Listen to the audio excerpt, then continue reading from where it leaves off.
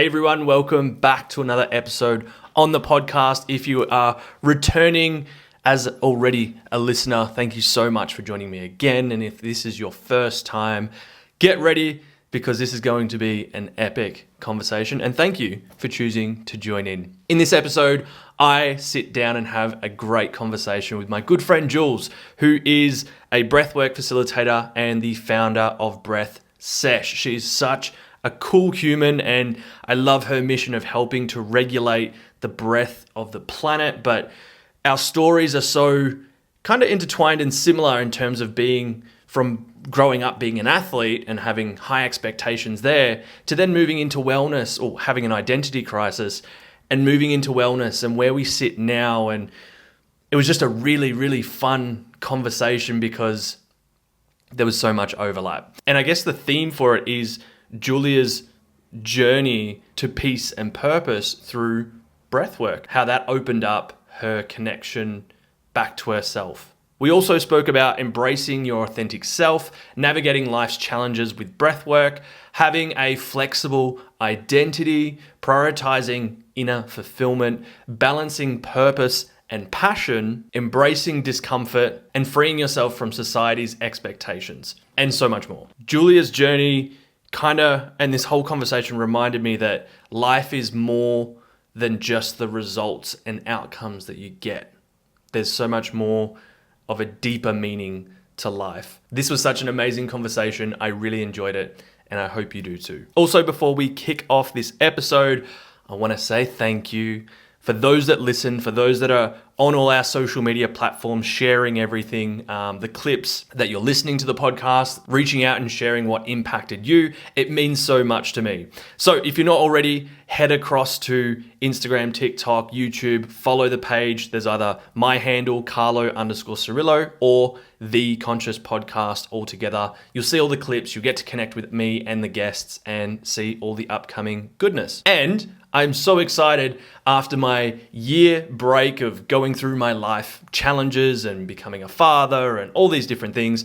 I am finally back in sharing the things that I'm most passionate about through my program, my 8-week program, some events, some courses, my membership and community, the Conscious Collective is all happening right now. Obviously, depending when you're listening to this, but it's all in the stages of launching and being announced and all those things. So if you are interested in any of those things, if you want to connect and be a part of this epic community and all these things that I've got coming out, whether in person or online, you have got to join the email list. That's where you're going to get notified about everything. Yes, there's things on social media and yes, there's things on my website, but you might miss those. If you just join the email list, you'll get an email telling you about all the things that are coming up. In those emails, there's going to be all the exciting things that are coming up and how you can get involved and be amongst the community as well. So if you're interested, head to www.carloscirillo.com/community and you'll be able to put in your email address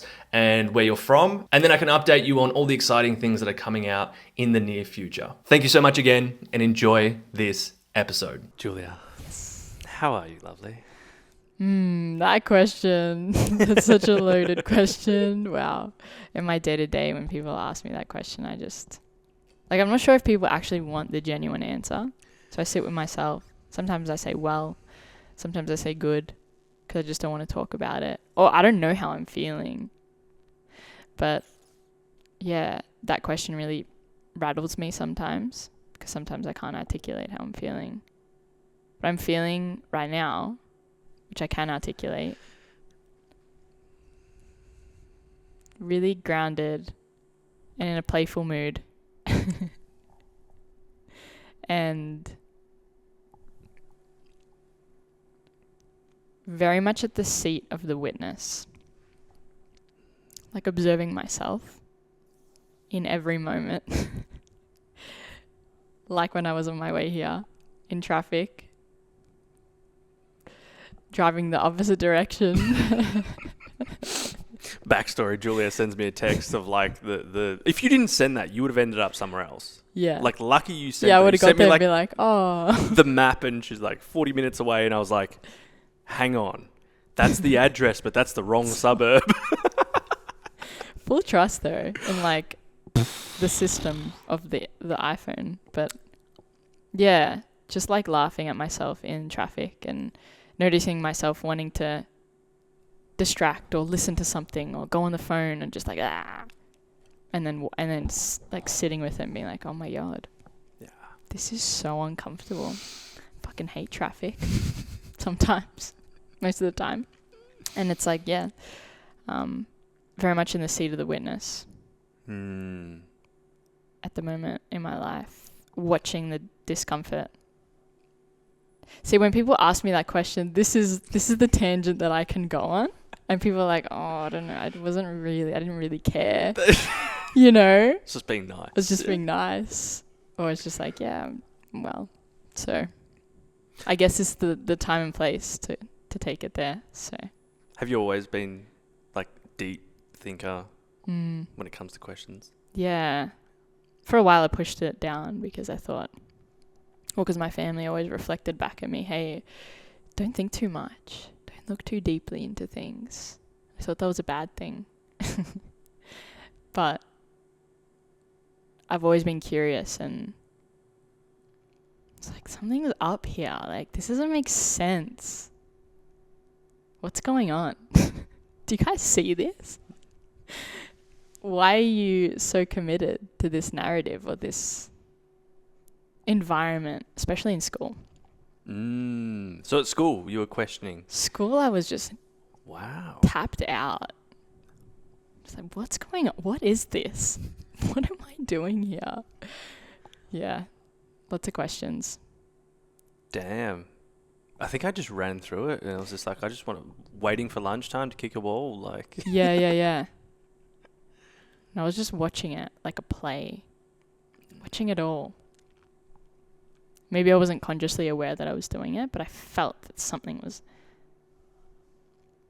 I just couldn't submit myself to what was happening. Did that relate later on in life?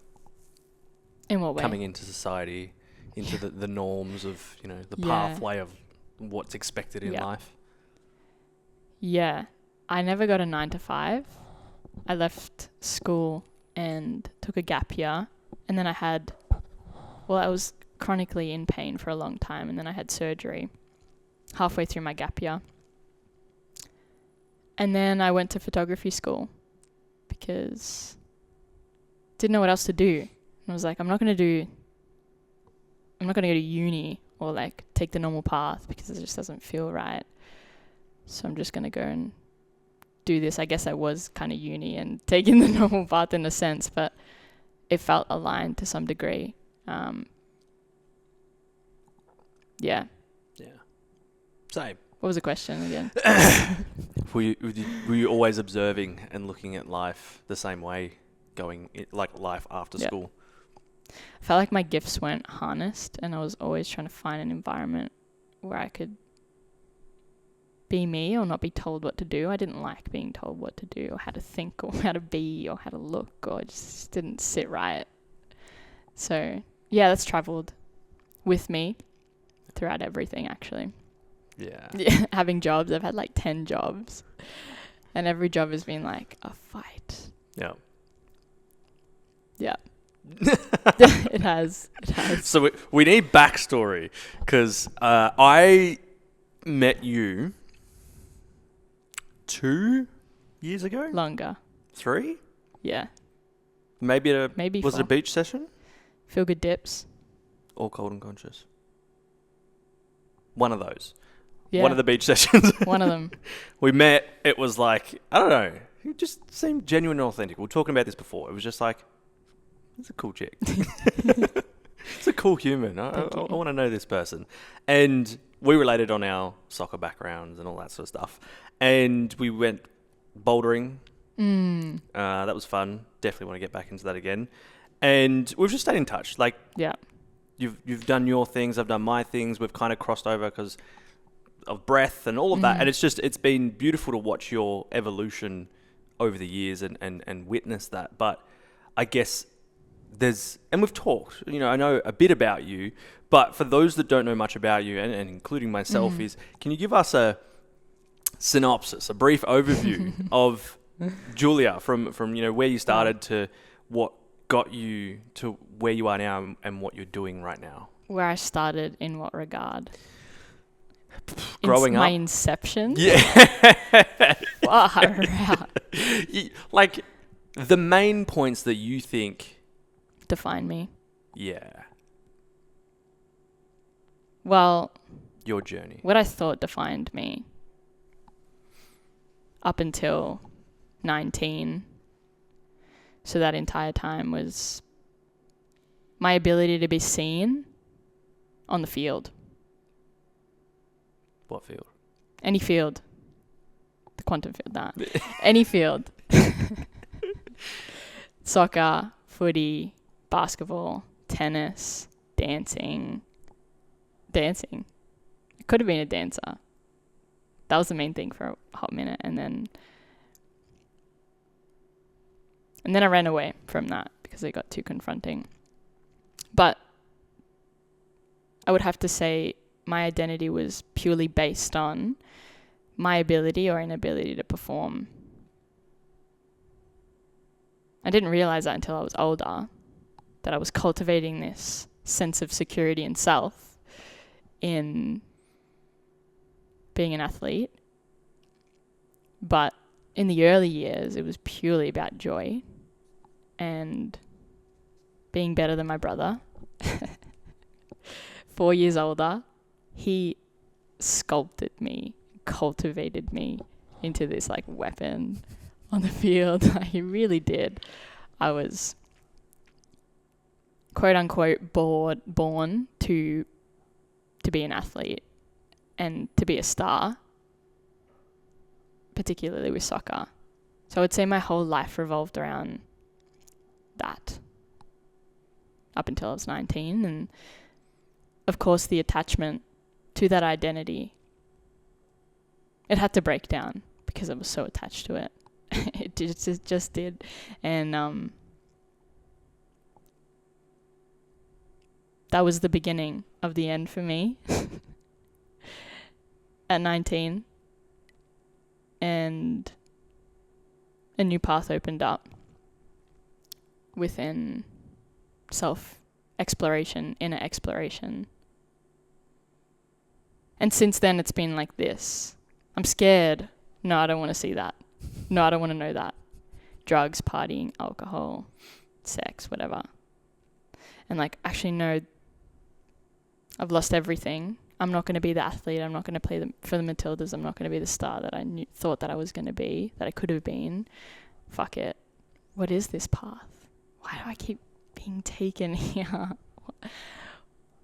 I'm just going to go there. Touching certain parts of myself and then just being so filled with love that all you want to do is share it. And so that's the inception of BreathSeshh. It's like my fear of this truth is so strong that I'm going to create a business around it, because if I create a business around this thing, then I'm going to have to show up to it. So that was the intention of BreathSeshh. I guess 2 intentions. It's like, wow, this is incredible. I just want to share this with people. I just want to talk about it. And 2, I'm so scared of this. I need to commit to it. This is the only way I'm going to commit to this path. I actually have to show up to it. So it's a bit scattered, but that's, yeah. I guess now where I'm at is the character that I've even built around Jules in BreathSeshh is starting to break down in the most healthy way. I'm not that either. Like watching the pattern of attaching to the athlete identity similarly to you. That's not me either. This is just pure love and joy. And it's just a vehicle for me to do that. But I'm not boxed in this area. I'm so many things. So, yeah. Leave it at that. Thank you for listening. Yeah. You're a good listener. Oh, You are. man, I'm everything you're saying, I'm like, yep. Yep. I relate. Yep. I relate. And it's interesting because even, you know, we were chatting a little bit before is like, and you were just saying then like the breakdown of the identity of, because we said before, or you said before, it's that attachment to it. And especially with, let's go back to the soccer, because I was the same.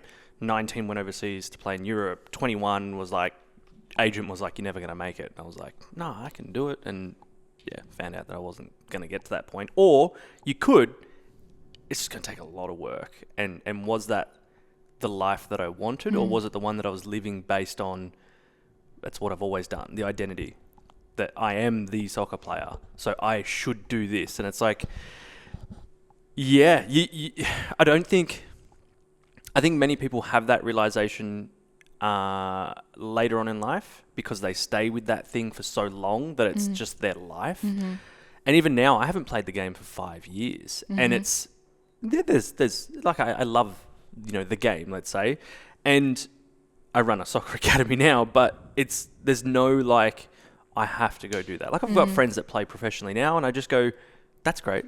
That's not a lifestyle that, you know, it would have been nice, but I'm also very grateful that I stepped on this path.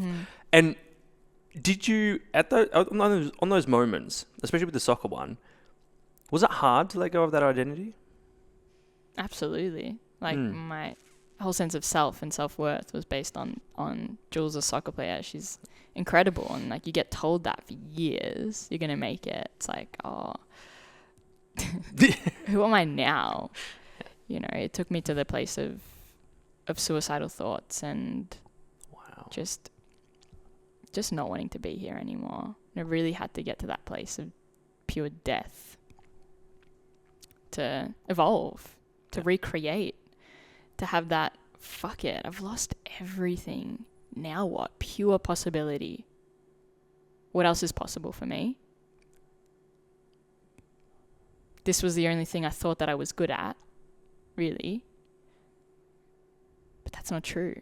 Do you think you still... Is there parts of that still in you? Or is it like you've come to peace with that? I'm so at peace. I was kicking the ball at one of my community gatherings with one of my facilitators. She brought soccer ball. We actually played soccer together, actually. And we were kicking, and I was a bit puffed out. I'm like, fucking bit unfit here. By the end of it, I was like, I'm so good with this.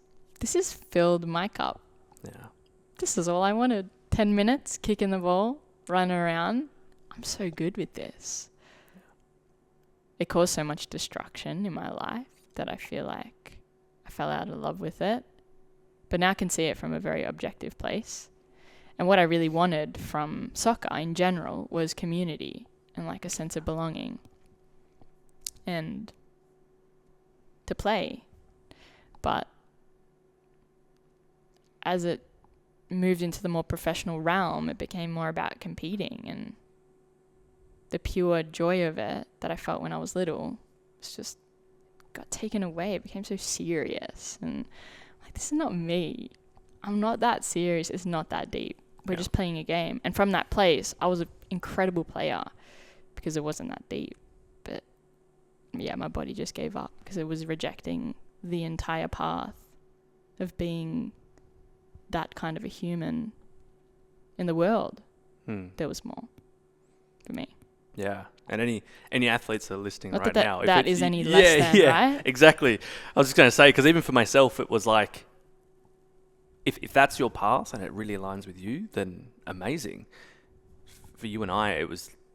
It wasn't the path. And it was part of our life, but it wasn't our life for the rest of our life. And I you know, even when I look at sport now, it's like, even for a soccer player, you get to a certain point, and if you play, it's only for a certain amount of time. What about the rest of your life?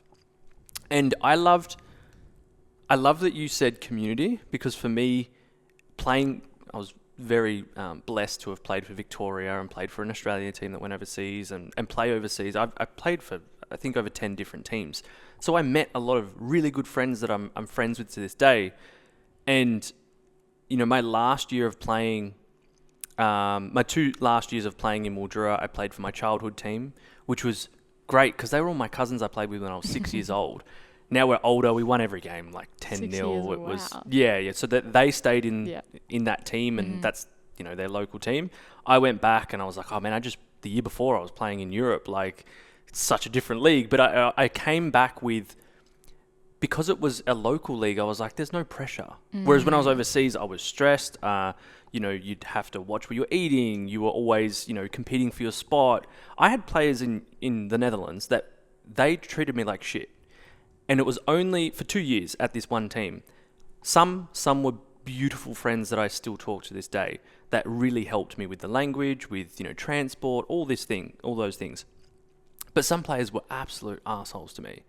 And it wasn't until the presentation night of the last year that I played that I said, I'm going home, that they were drunk and they came up crying and they're like, we're so sorry that, we didn't help you more. We thought we're sorry. We weren't nicer to you. And that was nice to kind of hear that. But it was also like, but what environment was created? Like, why would you do that to someone? Because I come from like, I accept everyone. Like, I want to be nice to everyone. Even when we were playing Vic and someone was competing for my spot, it was like, good job, man. And I think there's certain types of people that have so much kindness that they want to share, and other people that, even in this industry that we're in now, we were talking about this before, it becomes so competitive because people are like, they're my clients and I'm running events, so I want it for me. And if I don't get those people, then I don't have an income. And then it's that competition side never resonated with me. I love collaboration. And that's where, when I went back to my old team, and then the next year, there were certain things that happened that I was like, I actually want to play for the other team that's the worst team, came fourth in the league. There's only 5 teams. Came fourth in the league. But one of my good friends was on there. I was like, well, I can play for them. Like, why not? And I came midway through because I was in Bali, and I played for that team, and it was all backpackers. And I love that because it was new people. I traveled a lot, and it was just about fun. A lot of Brazilians. So it was, Thursday nights was beers and just very chill. There was no politics, no drama. That was the funnest year of my life at 25.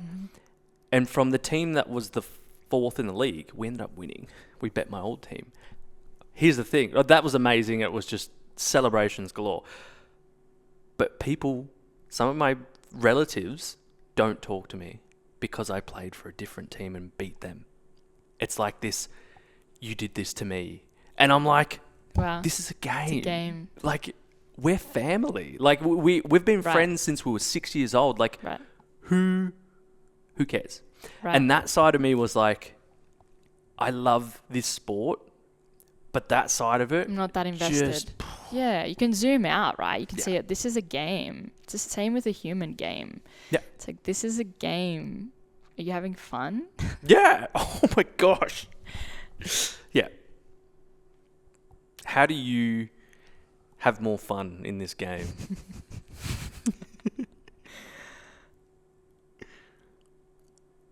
Realizing that it's a game. And also realizing that, this has come up recently for me, and this is specifically coming from a book that I've read, Breaking Loose from the Money Game, this idea about life being a game. So I want to preface that. Realizing that it's a game, and then realizing that the purpose of the game is to hide all the power of who you are so that you can then find it again. Explain.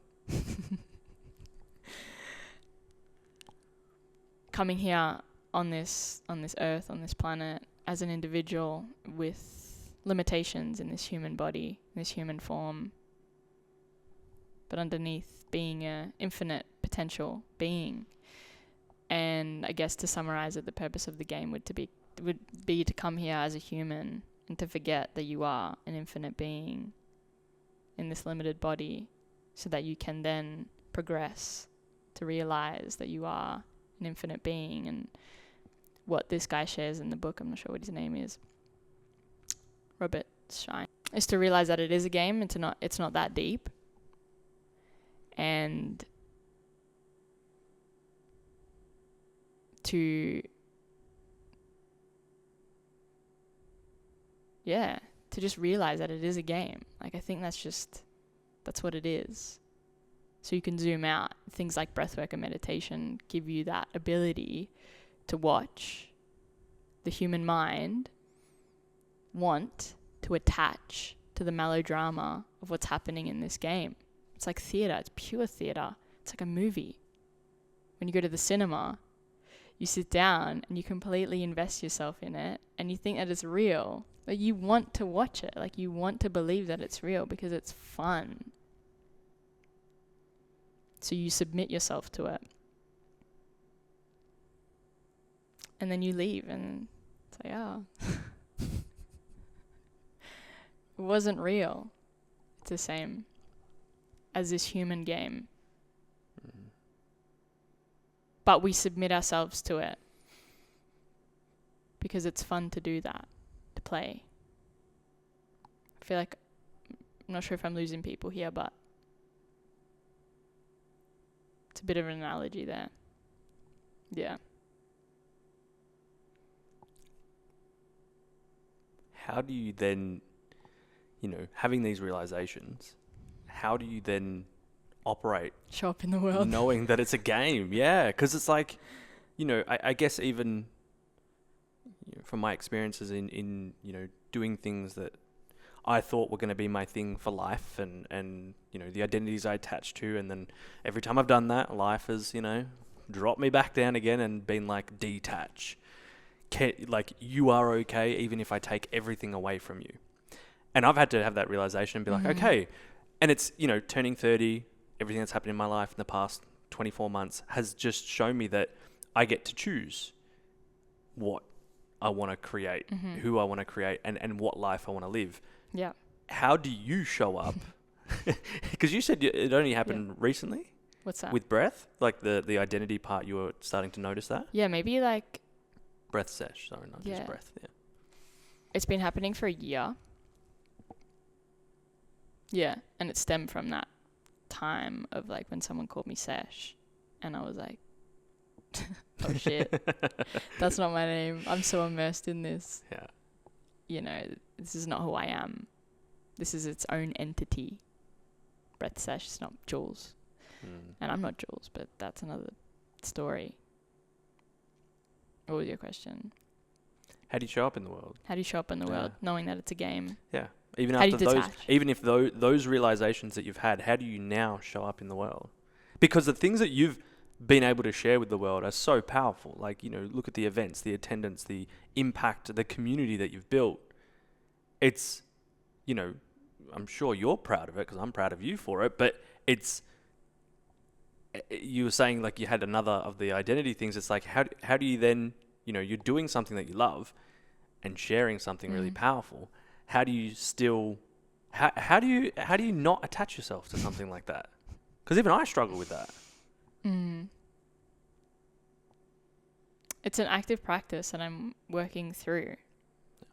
I'm like, haven't reached an end point, to be honest with you. It's like something I'm still learning and will continue to learn because I have really interesting dreams and goals and desires. They're very abstract and they require me to tread my own path. So that does come with attachment. To answer your question, it would be to again realize that I'm not the result of the actions that I take. My worth isn't based on what I do. Like, I'm intrinsically valuable, regardless of what I create and do. It's all just playing. It's like, yeah. I've found that breath is the tool, one of the most powerful tools to really remember that. Also, being in nature and perceiving yourself in this, like, I'm tiny. Seeing the ocean and being like, shut the fuck up. Just being able to humble yourself. Yeah. Yeah. And at this point in your life, what are you most passionate about? Mm-hmm.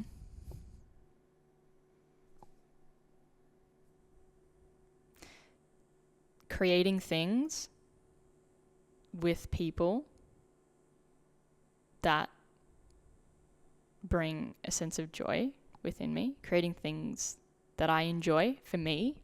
Creating things for me.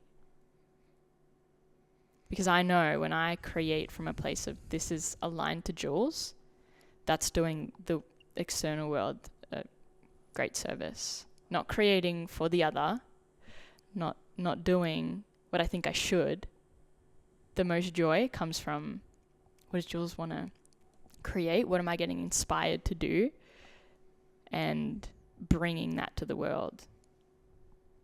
I'm really passionate about, at the moment, fine-tuning my ability to listen to the inspiration.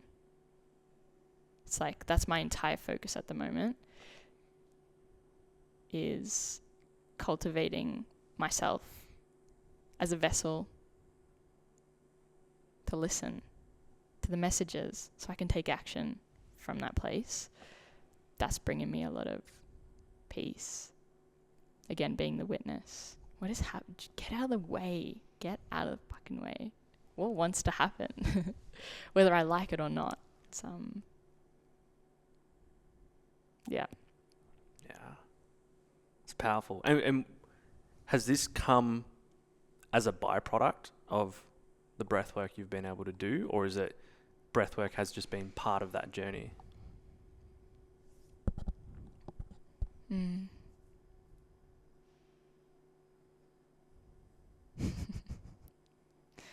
I don't know how to answer that question, to be honest. Breathwork is a tool that's allowed me to feel what I need to feel in order to move through whatever I need to. I would say life itself is the byproduct. Just being here is confusing and confronting and random and weird and exciting. It's just like things just happen. And breath is the tool that I use, amongst other things. But just, yeah, I think life is the byproduct, right? It's like shit's just gonna happen. So what are you gonna do? How are you gonna react, or like how are you gonna perceive it? I feel like I'm not really saying much right now, though. It's beautiful. I'm just saying words. You're on track. Yeah. I'm getting it. Yeah. It's very philosophical. Yeah, it's very philosophical. It is. And all right, well, because most people know you for BreathSeshh. Yep. In terms of, they've met you through that community or seen your events and been part of an event where you've facilitated, and, your way with how you facilitate a session is powerful. Where did that start? Where did breathwork come into it for you? Breathwork started during COVID. I was going through a breakup, moving through my injury, which was a sporting injury, ankle reconstruction, whole shebang. It was just like life had self-destructed itself. Everything was just falling apart. And I would say that my connection to spirit started way before. I mean, we are just spiritual beings though. So it was just like my remembrance started when I was 14, when I read The Power of Now. And that was really big and confusing at that time. I couldn't relate to people, and I didn't want to perceive the world like that because it wasn't what I was being shown, so I wasn't ready. But it came back when I was going through that period of injury, struggle, mind going crazy, I don't want to be here anymore. Just rock bottom moment. First heartbreak. It's just like, yeah, that fuck it. I've got nothing to lose. What now? And breath was like that magic piece of the puzzle that physios and doctors and all of the health practitioners that I was interacting with for a long period of time regarding the chronic pain that I was experiencing, not mine, the chronic pain in my ankle from sport. It's just like, no one was talking about this, or maybe I just wasn't ready to listen. So it started when everything came crashing down. Which sucks that it has to be like that for so many of us. I think humans are just wired like that. It's like we won't see it until it's right in front of us, and then we'll take action. And that's been the pattern for me my whole life, and I'm really in the place of like, actually, we don't want to do that. Like, we're not doing that anymore. It doesn't have to always reach a place of complete destruction to take action. Yeah. Yeah, I can relate. Like, it was only like when it was rock bottom, then a different action or change would be made. Kind of like stick with the thing, coast through it until it turns to shit, and then oh no, I've got to make change. I've got to change, or I've got to notice what I've been avoiding for so long in order to make those changes. And I think it's like, it's a blessing in a way, but like you said, I'm also in the point where I'm like, I don't need it to do that anymore. Maybe I can notice things beforehand. Yeah. And set things in place. And I know for me, it's like, you know, connecting with my values and my mission of just being a human is that if it aligns with that, awesome. It doesn't have to be these like low lows and high highs. It can be more like this. And for those listening, it's like, you know, it doesn't have to go so far up and so far down like that yo-yo. I think we're going to experience those emotions, but I've always been told if it's in, you know, hovering around the middle, then you're dead. Like, you know, you're flatlining. And everyone's like, you don't want to live like that.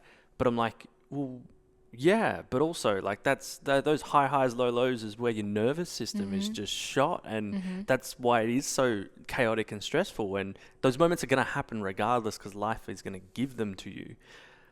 But I don't have to. Hopefully I'm learning from these experiences to be more calm in my life and have more, I guess, stable movement in my life. And over the, you know, short 30 years of my life, it's now I'm starting to take notice of, what things keep me in a level state? And can I do more of those things? And it was never any of the extreme things. It was, you know, the simple things, you know, nature, looking after my body and my health, time with friends. It was never about the stress of business and all of this. Like, having a normal quote unquote normal job now has made me realize that, you know, business is fun. You get to do that. You can do that. You don't have to do it, but you can. There's so many things that we can do. And I think, you know, it only took the rock bottom, like you're saying before though, it's taken the rock bottoms for me to go to zero, go to the depths of those emotions, to then sit with myself and be like, what now? Feeling it fully. It like provides the space for you to be like, fuck, I actually have to feel it. Otherwise, what? I'm just going to be here. I need to change something about this. So I got to feel it. That's why I love breathwork, because it gives you that ability to sit with yourself and feel it fully, so that you're not addicted to the emotion. So you're not going like this up and down. It's like the emotions are happening, but you're just watching them happen. I think that's the difference. It's like, not that you're not feeling and you're flatlining, you're feeling fully, but they're passing, and you're just watching it, and you're just watching the movie. And I think that's beautiful. I think that's the closest point to God that you can get to. as a human. Because I think if we're attaching to the emotion, that's when it's the Yes. down Yeah, here yeah, yeah. and it stays down there Melodrama. for a long time. Oh, Yeah. no. Like, what's going on? Then it comes into the Then it victim up and and yeah. I got to go out there and get it again. What? There's no out there. And when you're at that rock bottom, you realize I got to conjure up the energy within me to make something else happen. Oh, the power's within me. It was always within me. Interesting. It's like that, that pure possibility point. And that's where I've had people, whether it's come through my program or even just friends that reach out going through a tough time, like I'm at the point where it's like there's nothing I can say that's going to change anything or direct you in a certain way. It's like you have to find that within. No one could help me when I was at my rock bottom. Like no one could say anything that would change it. It was I had to feel it. And then, like you said, conjure up that energy, but then remember that, I have that power within me. You have to choose it. Yeah. Yep. I could have chosen to sit in it for a very long time. And unfortunately, there's people that sit for months, years. But it was amongst all the things that have happened in my life, and again, a lot of it's private, I can either sit in it and go, poor me, or go, I can make the most of this situation because life's going to pass anyway. I had a friend say to me recently, just like on this topic, of like why we sit in it and why some people don't take action and change it. And she tagged it and titled it as like these self-fulfilling prophecies that we have that are actually enabling the behavior because we perceive that we're getting more from it, even if it's bad for us, than if we were to stop it. It's like a smoker knows that's bad for them, but it's relieving them of their stress. Was the example that my friend shared with me. So they keep doing it. So the perceived value of that is way higher. So we keep doing it. Mm-hmm. And it goes back to what you were saying before. Like then it creates an identity around it, and then to break that identity is tough because it's losing safety, comfort, sense of self. That was not actual self. It's like the built-on things. That's like I'm Jules or Carlo, the soccer player. It's like no, you were Jules and Carlo before you played soccer. Yeah. Soccer was just a thing that you decided to do. Yeah. It's we're saying it. It's much harder to feel it and go through it. And maybe someone that's listening or watching right now, like maybe you can look at it as your career. Like that's definitely one that I've seen a lot of people, even myself, like attached to. It could be, parents. As, even myself as a parent now, like when people ask or any of these things, it's like, yeah, I'm a father. Yes, it's a beautiful role. And I want to be attached to that because it's my role for life now. But I'm still Carlo. And I get to choose those things that are there. And if I'm, I don't really want to put that out there, but those things can change. And those, like lots of things in life, you can lose people in your life. I lost my grandfather a couple of months ago. And it was like, in those moments, again, another hard moment in life, very painful. It made me go, life is short. How can I just make the most of it? And if I'm attaching to, I'm Carlo, the podcaster, Carlo, the ice baths or meditation, whatever, they're fun roles that I can play because for me right now, they align with the purpose that I feel I bring to the world and how I want to share that in a fun way. Mm-hmm. And when it starts becoming not fun, that's when I know pull away, like step away from it. And that's what I've had to do. And it's been so hard. Have you experienced that where you've had to just like take a step back because you're like, it went from fun, as you were saying before, to something that was bringing more stress than fun?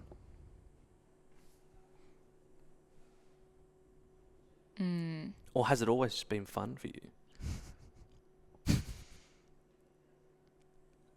Definitely like being someone that is building something, especially in the business world. Lots of voices, like you shared. So many ideas of how something should look. I've had moments of, also not listening to myself and not doing it the way that I would want to, or the way that I'm being led to, and silencing that voice that knows where it needs to go.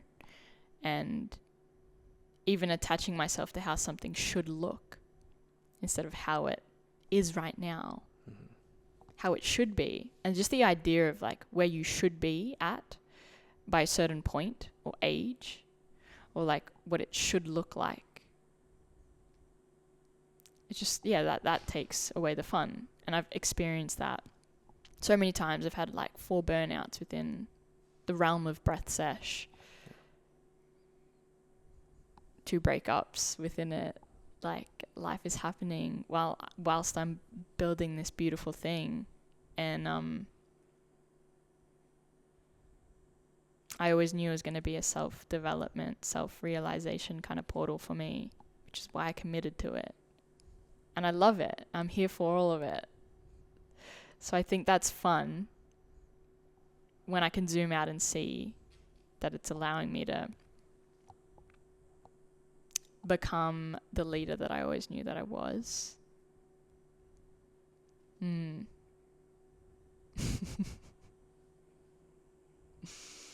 Wow. Yeah. Why BreathSeshh? Why BreathSeshh? Yeah. Why? Why do you do it? Why choose to embark on that journey? Because it's what I need to hear. And in me speaking to myself, people get value from that. I'll be speaking to myself on these things anyway.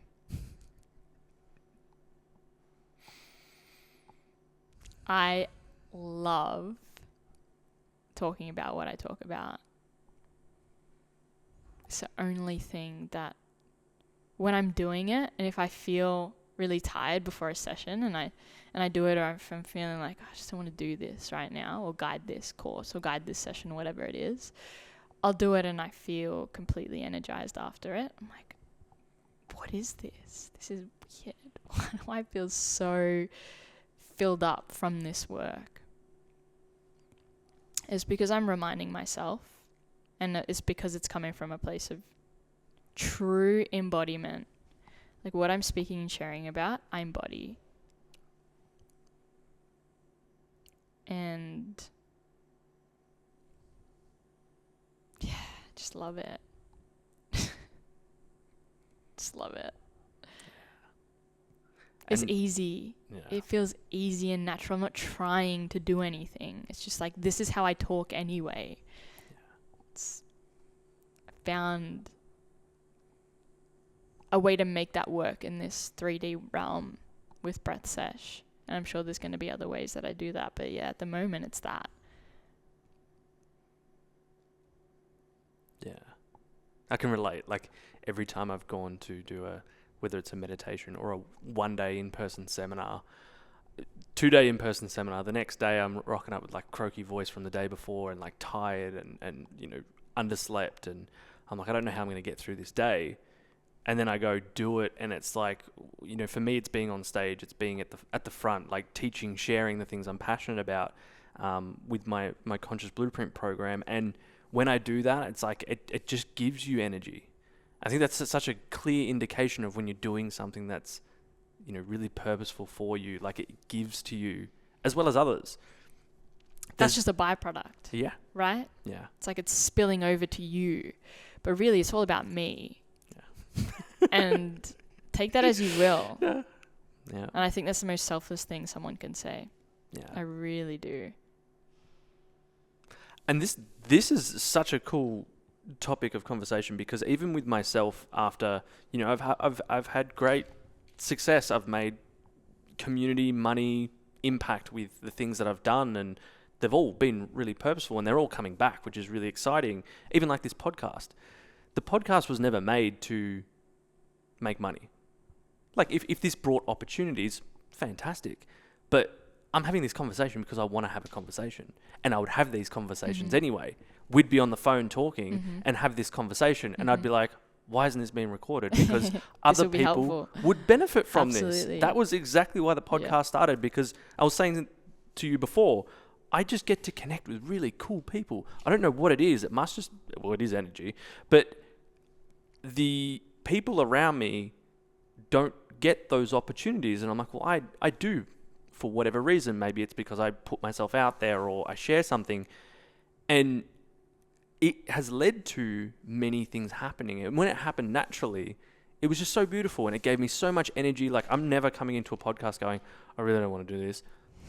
I want to have these conversations. Yeah. And like we said, money's the byproduct. Oh, It's like, well, yeah, that's just whatever. It happens, but like it's not what's feeding you or fueling you or sourcing.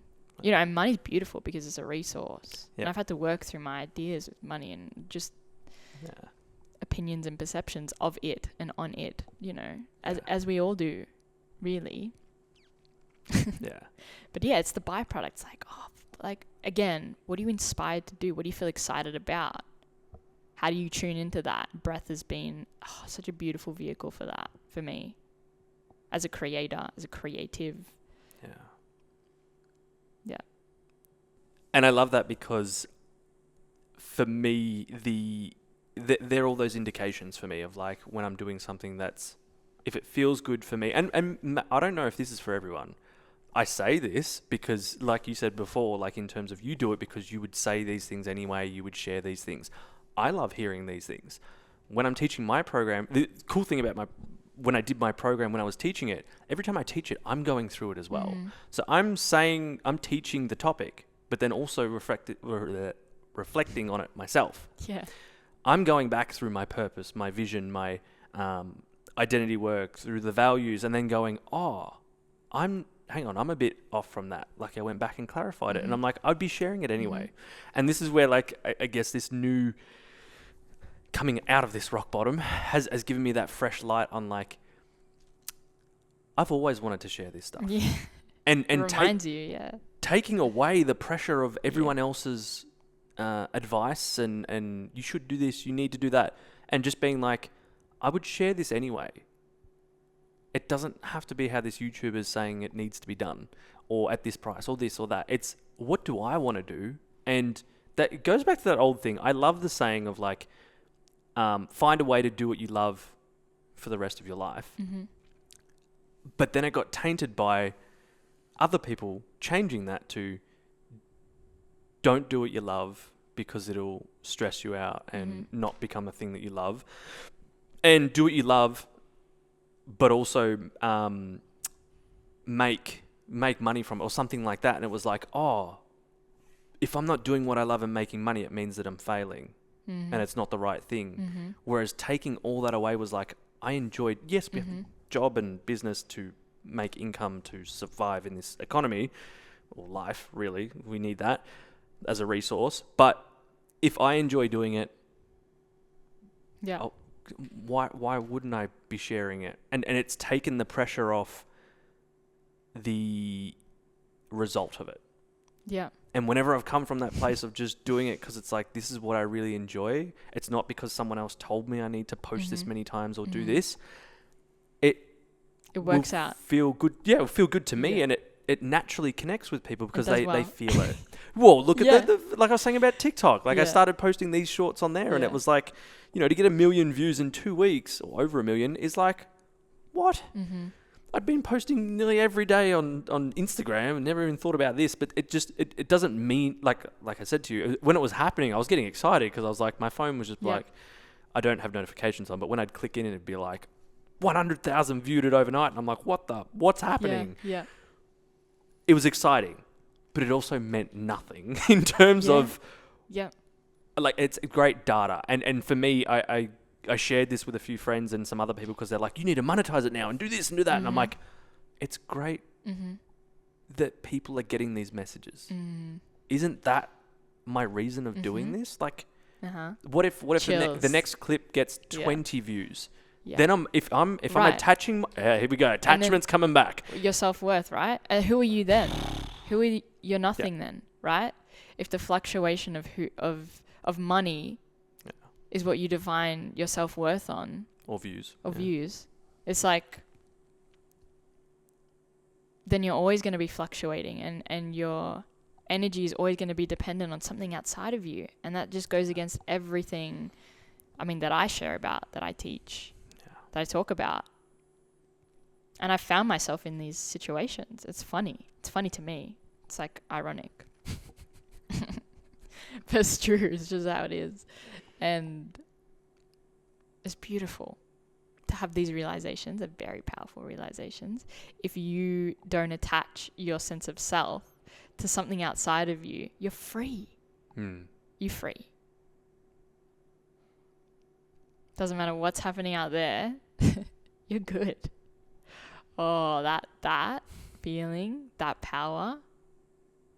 I'm inspired by that, to share that with people, to show people how to access that. It's unmatched. Yeah. That's how I felt when I was little. Trying to get back to that place. It was so easy. Then we get programmed, but That's part 2 of the part podcast. 2. Yeah. Yeah. I think it's like how we say this from a place of like we're doing these things that we're passionate about, but if there is someone that is in the situation where they're working 9 to 5 and maybe in something they don't necessarily enjoy, but it's they're providing for their life and their families and stuff like that. How do you think people can still connect to that energy even if they're in that situation? Because I'm sure you've got people that come through to your sessions and stuff that are in that. Yeah, it's like not perceiving a 9 to 5 to be the issue. It's like, again, your job, your situation, your life, it's not a problem. You are. Like, the way you're perceiving it is the problem. It's not, there's nothing wrong with any of it. And me personally at the moment, my practice is being able to step away from 2-hour breath session in the morning, my practice on the mat, and taking that in everyday situations and mastering my ability to be fully there without reacting to any of it. So for someone that's in that situation, can you use that situation, even if it's not where you want to be, to not resist it, to not want to be somewhere else? Because the wanting to be somewhere else is the problem. Maybe you might even find you actually do like your job. There's nothing wrong. I got a quote when I shared last night. That's very on topic. And it is. No, I'll just go. Carlo's got a page, a notebook, and it just says Julia. It's just a blank page. There's no questions. It's just... Because we're flowing. We're flowing. There's nothing... It's just in case. It's just in case. Well, no, if something's coming up, I'm like, I want to touch back on that. But we always have circled back. The quote was, "You are not unhappy because you haven't reached your goals or dreams. You are unhappy because you believe where you are right now is not worthy of happiness." I've spent so much time wishing I was somewhere else. And the moments that I feel the most peace is when I'm not in resistance to what I think it should look like or what it should be like. When I'm not listening out there and I'm not completely convinced by the voice in here as well. It's again learning how to become the watcher, the one that asks the questions. I love asking questions. Questions paired with a practice that allows you to feel fully, which is your breath. When something difficult is going on, you can either freeze, which a lot of people do, and just hold their breath, or you can let it pass through you. Your body naturally knows how to transmute, feel, process emotion. It wants to.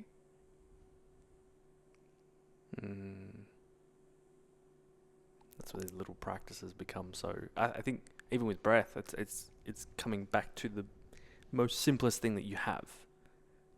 Whether it's stillness in meditation, whether it's just stillness, or whether it's breath, it's like bringing you back. And that, like you said, I've noticed it's a tool. Mm-hmm. You've always got it, Mm-hmm. but you're doing it most of the time unaware. But when you use that tool, it can allow you to be the observer much quicker than rock bottom. Now I have to observe. Yeah, now I have to observe, and like that serves you because you're forced to deal with it. Whereas if you weren't in that situation, you would choose not to because it's uncomfortable. So having a practice, cultivating a daily practice, it's not about the practice or how good you are at the practice, whatever. It's about the commitment you make that allows you to face the days where you don't want to do it at practice. Like you don't want to sit with yourself, but you do it anyway because you committed yourself to it. And that's where the growth is. It's not about The result. Yeah. It's about the commitment you make, the choice you make to confront it and face it, irrespective of what's happening. Mm-hmm. I love it. If there was one more time that you could post on social media and you couldn't post again for whatever reason, you're still alive, social media just stopped, and it was like, this is the one time you could share something, one message, what would that be?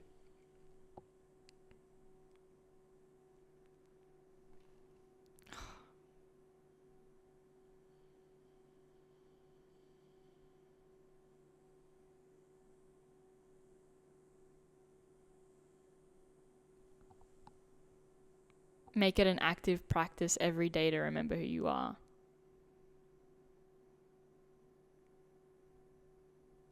Because it's from that place that everything else follows, when you know who you are. Like really know who you are. Not, I'm Jules, I work here, I do this, I make this amount of money. I'm not going to tell you who you are because that's a part of the game. That's the fun of it. Make it an active practice to seek and maybe ask the question, who am I? Who am I? Start there. What is going on here? Who am I?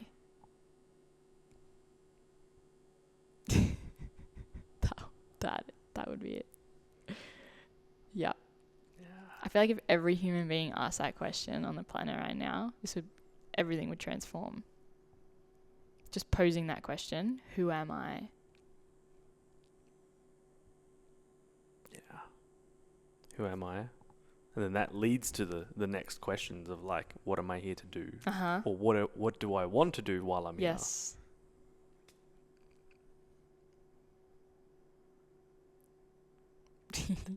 Yeah.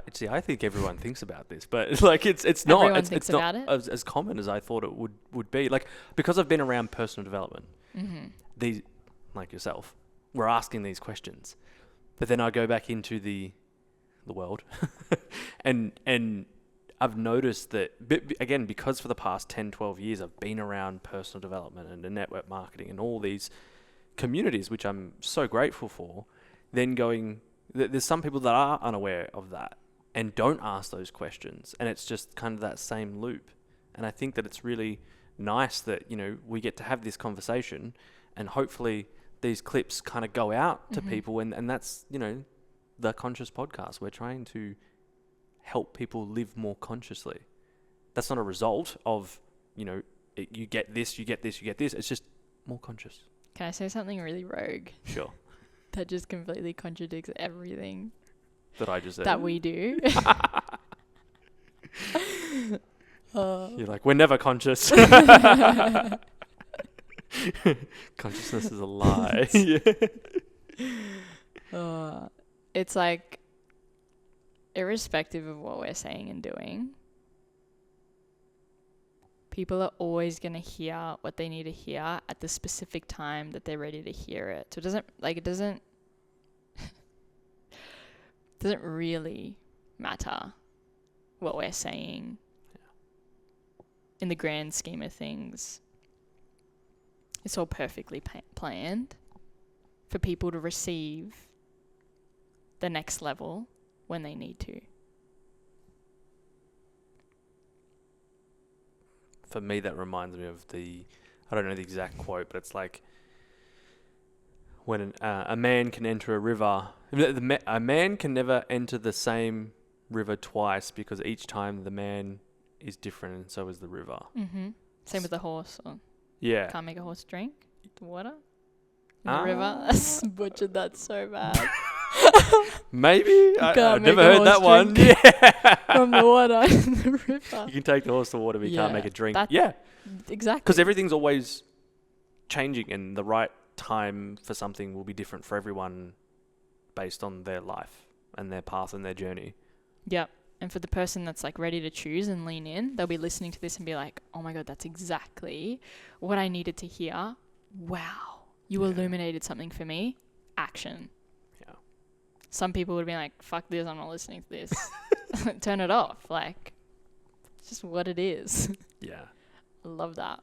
And that's also from me, the not having the attachment of everyone needs to listen to this. Mm-hmm. So the right people will. Like, the right people will find it. It's funny, I've had those comments where people have listened to an episode that was like number 40. Mm-hmm. That was 5 years ago. And I'm like, how is that relevant? And they're like, no, that was exactly what I need to hear. Or I got that point from it. And I'm like, okay, cool. Like, I'm grateful that I left it up and I didn't delete it. Yeah. Because that was the message there. And even when I was going through, I had my little sauna healing moments for a good 6 months of my life. I only listened, most of the time I listened to nothing. It was just sit and listen.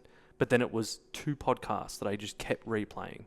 Mm-hmm. Because that was the message that I just, and I skipped past those in the past, but it was 2 specific ones that I just kept listening to because I was like, that's resonating right now. Yep. For me, it's the Surrender Experiment by Michael Singer. Really deep one. I keep reading it. It keeps coming back. Yeah. Poor. I've done the same thing with like deleting things off my page. Yep. It's like, oh, hang on. This actually might be helpful for someone. Yeah. Why are you deleting it, Jules? Yeah. What's coming up for you? Yeah. Different time. I think we're always going to be evolving, and that's going to meet someone where they're at in their evolvement, or not. Yeah. And before I used to be like, needs to be heard by everyone. Yeah. And it needs to be put in a way that everyone understands. And you're not speaking to anyone. Yeah.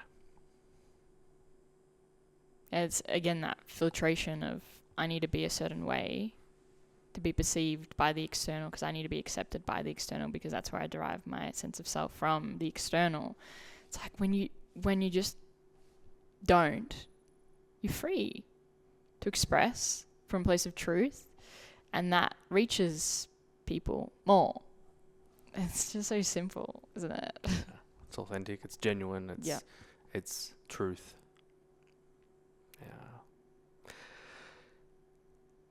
What do you have going on that people can, if they've resonated, how can they connect with you? Is there anything exciting coming up that you'd like to share? I have a few events in the pipeline. Music events, holotropic events. Just run the first one, actually. That was incredible. So if you're keen to have a big,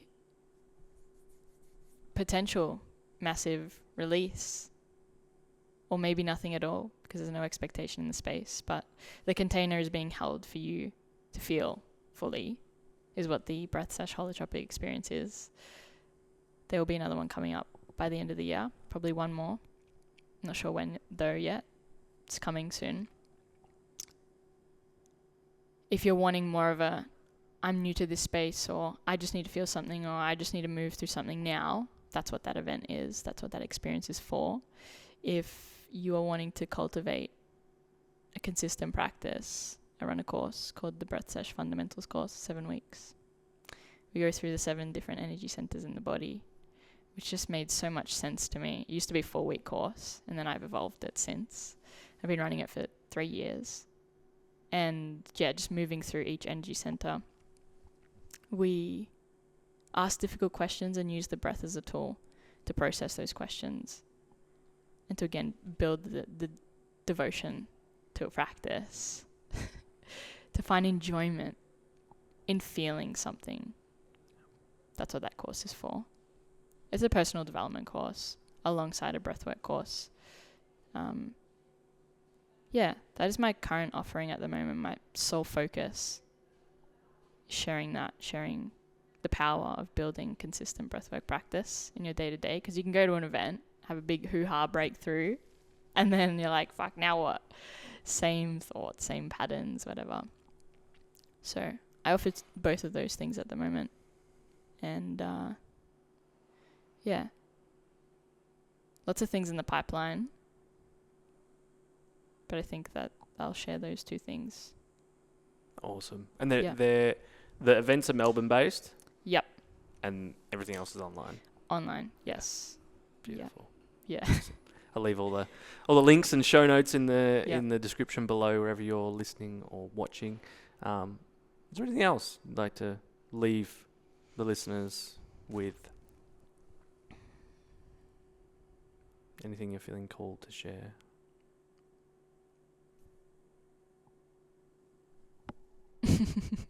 Silence. Spend more time in silence with yourself on a day-to-day basis and listen to the voice. Even ask the question of like, who is talking to me? What is that voice? Make it an active practice to spend time in silence and sit with yourself, even when it's uncomfortable. Like, you book in time to go and see a mate and you put it in your calendar and you're really serious about it and you care about it. Like, do the same with yourself. And you'll see, even if you just sit in a chair and do nothing and stare at a wall, you'll have lots of different voices, and then your mind will quiet, and then you get a sense of inspiration or an idea, or something will come up and you'll want to take action. And then you'll be interacting with the spirit that my work is leading people towards. And just start now. Like, you don't need to have some really intricate practice. You can just sit with yourself and listen. Yeah, that's what I want to share. I love that. I double on that because that's been so powerful for me this year. As much as I didn't want to, it was exactly what I needed. And it's a good little practice because we're so distracted in life, in social media, in our phones. And when do we ever pencil in that time for ourselves? Like you said, we make time for everyone else and everything else, but you do that until you get burnt out, hit rock bottom, and then you're like, oh fuck, I have to sit here now. Or you do it until the bad is outweighing the perceived value you're getting from avoiding. Yeah. You're like, I can't hurt myself anymore. I can't avoid this anymore. I actually want to feel like I'm enjoying my life. I actually want to value myself. I actually want to trust myself and listen and have fun. It's that. It's like, it's only when you get to that place of like, can't do this I anymore. can't do this anymore. I just can't. Hopefully, this conversation has inspired you not to get to that point. Sometimes you have to get to that point. Like, it's just, that's your journey, and that's going to be the tipping point for you. But yeah, there are things you can do along the way, like sitting with yourself to listen instead of avoiding for so long that it just happens. But I love that. I'm so grateful that we finally got to have this conversation. You declined years ago when I asked for whatever reason, and you know, I don't hold anything against that, but you're someone that I've always admired in terms of your authenticity. You're just being a genuine human, and I see that you do enjoy what you do. And for someone that's, you know, I'm not part of your community, I'm kind of a, you know, someone that we've met along the way and I've been able to watch from afar has been really nice. And we've always, when we have connected and went bouldering or whatever, we've always just naturally connected. We've been like, man, I get you.